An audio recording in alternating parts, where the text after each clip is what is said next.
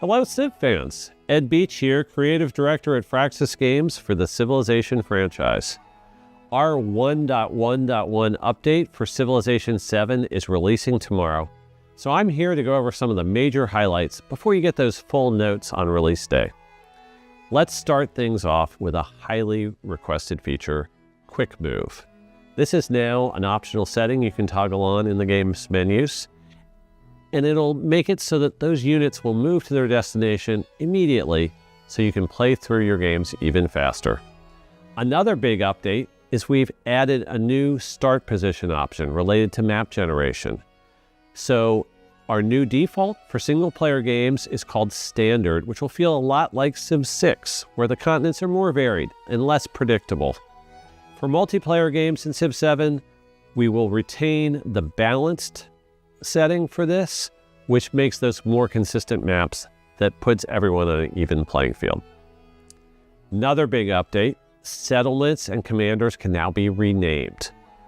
Our narrative team did put a lot of serious consideration into historically accurate city names, but we know sometimes you want to just name your city Ryzantium, and now with this update, you can. Rerollers, rejoice! You can now restart the game with a click of just one button to get that perfect first settlement. Or if you're playing as Isabella, to get that perfect natural wonder right near your first settlement. So just like in Civ 6, it recreates the map with new seeds, but with your same leader and Civ selections. And speaking of those natural wonders, we've got a brand new one coming, Mount Everest. You'll also see various UI and quality of life updates coming to 1.1.1. To start off with these UI updates, let's talk about the fact that the city and town panel will stay open after you buy things, so you can buy things in bulk more easily. Speaking of cities, we've added a new notification that appears when one of your cities is under attack, so less chance you'll be caught off guard when things are catching fire in your empire. New pips have been added to the age progress wheel in the top corner of the HUD to show you when your crises are going to trigger or escalate. And with the lenses, we have enhanced the trade lens so that can be opened directly from the lenses panel, and a merchant that is selected with his target city can be sent immediately to that city right from that lens. The resource tooltip is also enhanced to be very clear about exactly what type of resource it is, whether it's an empire resource, a city resource, or perhaps a treasure resource. So these are some of the highlights of the UI changes you can expect in this update, and we'll have many more to come in future updates. Check out the full notes for 1.1.1 when they release for even more details on improvements to tooltips, overall readability, and alignment within our user interface. So now let's move on and talk about pacing.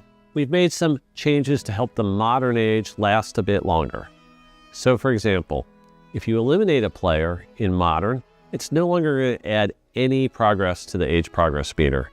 And if you did that in the exploration age, we're also reducing that by half.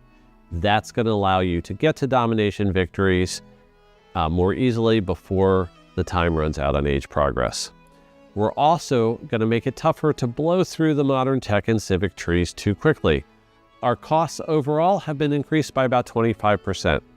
The weighting on that is deep in those trees, so it's especially those final techs and civics you need to finish out the game. They're going to take a little bit longer. We've also been working on the communication between you and your military advisor to make sure you're ready for any age transitions in the game. A warning will come out if you don't have enough commanders to pack up your units and keep them with you for that transition that's coming up into the next age. So if you see this warning, buy a few, build a few, somehow get a few more commanders out there on the map with you. Towns with the trade output focus have also been changed. Before they gave a +5 trade route range just for that one specific town, but now that additional trade range boost applies to all of your settlements. This is going to hopefully make it easier for you to build roads to connect your towns and cities, and makes this town specialization a bit more useful overall. We've also made adjustments and balance passes to the Railroad Tycoon victory by upping the costs of factories, ports, and rail stations, and changing the bonuses provided by coal and oil. So these are some of the pacing highlights, but there's a lot more to discover, so be sure to check out the full patch notes when they release on March 25th. In the meantime, we'll be working hard on more fixes, updates, and polish. We hope you enjoy this update and stay tuned for the next one.